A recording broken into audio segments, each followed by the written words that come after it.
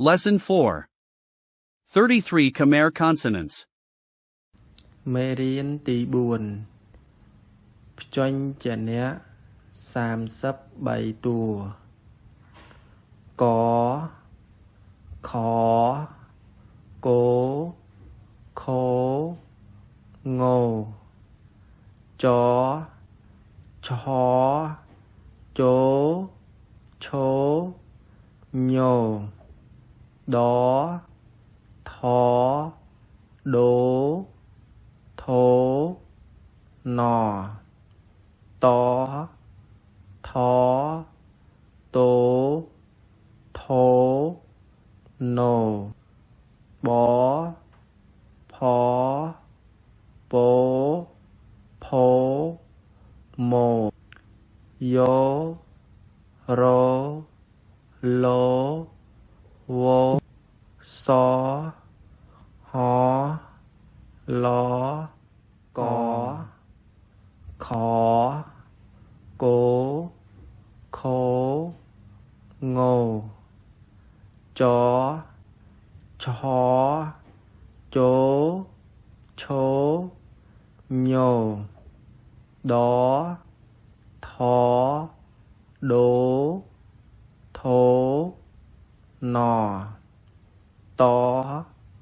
Thó Tố Thố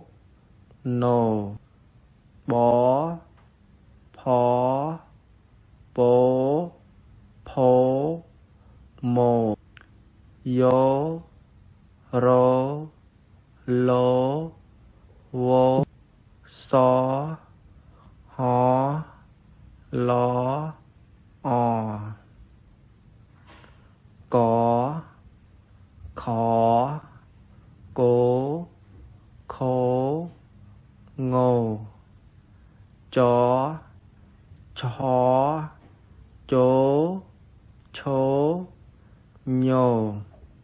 Đó Thó Đố Thố Nò Tó Thó Tố Thố Nô Bó Phó Bố Phố Mô Yô Rô Lô Vô Xó Hó Ló Ò Có Khó Cố Khố Ngô Chó Chó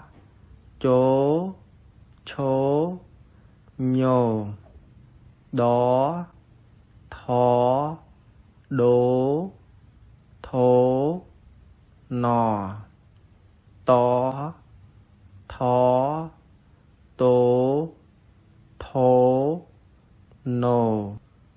Bó Phó Bố Phố Mô Yô Rô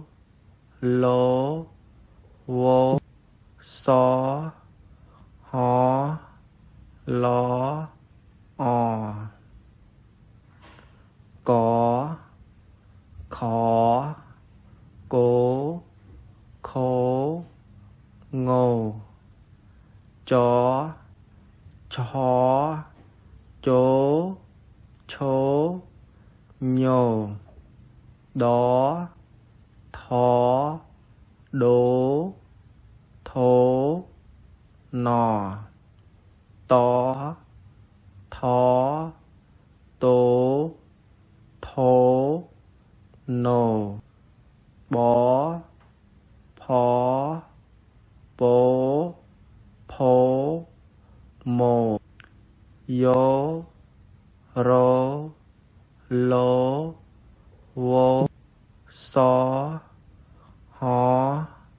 Ló Ò Có Khó